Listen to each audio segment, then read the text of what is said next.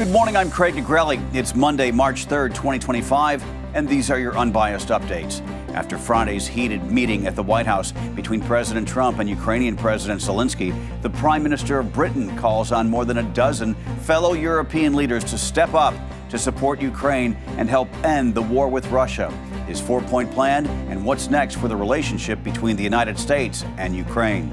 Also, warm, dry conditions are leading to wildfires across the Carolinas, where evacuations took place over the weekend as firefighters battled flames, smoke, and gusty winds. From the Straight Arrow News Studio, bringing the stories that matter to you from across the United States and around the world, these are today's Unbiased Updates. This morning, Europe is rallying to support Ukraine after last Friday's White House meeting between President Donald Trump and Ukrainian President Zelenskyy ended on a very tense note. It dissolved into an argument in front of the international press. White House staff escorted Zelenskyy out, and the mineral deal the two leaders were supposed to sign was put on hold. On Sunday, UK Prime Minister Keir Starmer rallied his counterparts from across Europe to strengthen their borders and support Ukraine as he announced plans to end Russia's war there. Starmer says he worked with France and Ukraine to come up with a plan that hinges on 4 steps to achieving peace. Step 1 would be to make sure aid is flowing into Ukraine while keeping economic pressure on Russia. The next step to assure Ukraine is part of any peace negotiations and that any deal ensures Ukraine's sovereignty and security. The European allies also plan to continue to arm Ukraine to deter future invasions. The last step would be to create what's called a coalition of the willing to defend Ukraine and guarantee peace. The British leader called on the United States to take part. Not every nation will feel able to contribute, but that can't mean that we sit back. Instead, those willing will intensify planning now with real urgency. The UK is prepared to back this with boots on the ground and planes in the air. Together with others, Europe must do the heavy lifting. But to support peace in our continent and to succeed, this effort must have strong US backing. Prime Minister Starmer says he's working on a formal plan to present to President Trump. Meantime, Ukrainian President Zelenskyy says he believes his country's relationship with the United States can be saved after Friday's contentious meeting in the Oval Office with President Trump and Vice President J.D. Vance, with Vance asking Zelenskyy, "Have you ever said thank you to the United States?" Zelenskyy also said he's still willing to sign the deal, giving the U.S. access to Ukraine's rare earth minerals, such as graphite, titanium, lithium, and uranium. Defense Secretary Pete Hegseth has ordered U.S. Cyber Command to suspend offensive and information operations against Russia, according to multiple reports. The move raises concerns the U.S. will now be more vulnerable to cyber attacks from Moscow. In a statement, the U.S. Cybersecurity and Infrastructure Security Agency said, quote, "Its mission is to defend against all cyber threats to U.S. critical infrastructure, including from Russia. There has been no change in our posture," end quote. The reported move comes as President Trump is working to reestablish diplomatic ties with Russia after the Biden administration all but cut them off in support of Ukraine. And just days after the contentious exchange that Trump had with Ukraine President Zelenskyy at the White House on Friday. A senior U.S. defense official would not comment on the reports due to operational security concerns, but told multiple outlets, quote, "There is no greater priority to Secretary Hegseth than the safety of the warfighter in all operations, to include the cyber domain." Canadian Prime Minister Justin Trudeau is meeting with Britain's King Charles today, and he plans to discuss President Trump's repeated insistence that Canada be annexed and become America's 51st state. Trudeau traveled to London for British Prime Minister Keir Starmer's meeting on supporting Ukraine.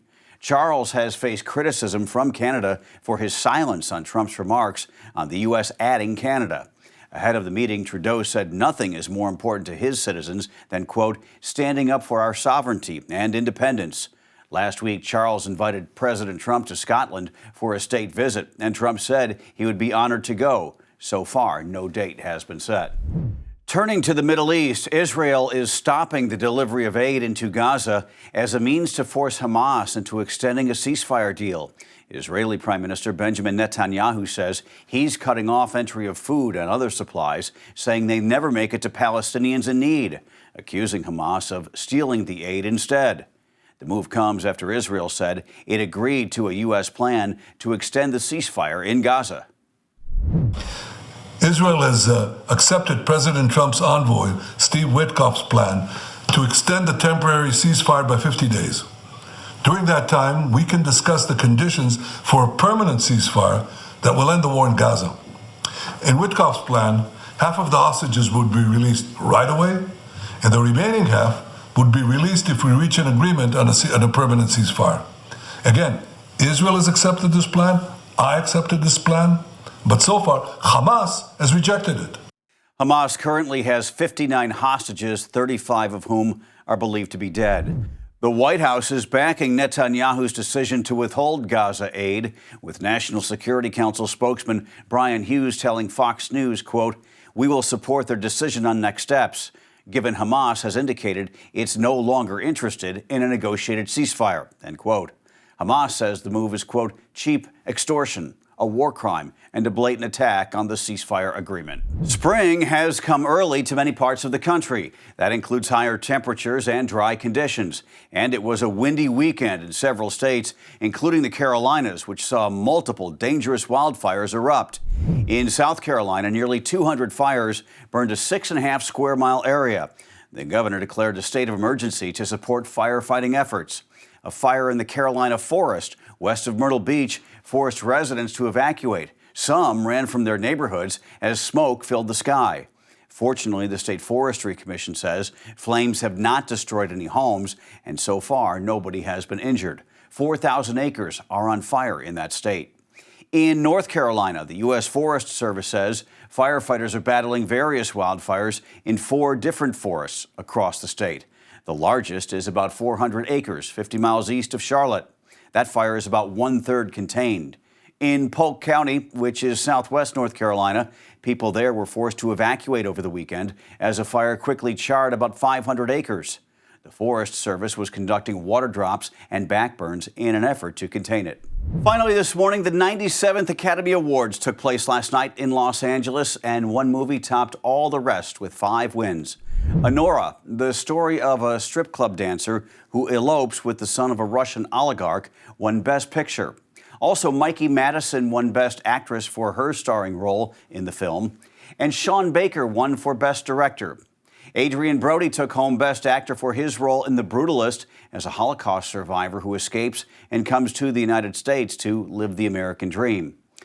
Zoe Saldana won her first Oscar for Best Supporting Actress for her portrayal of a lawyer in the film Amelia Perez. Saldana told the audience that she's the daughter of immigrant parents and the first American of Dominican origin to accept an Academy Award.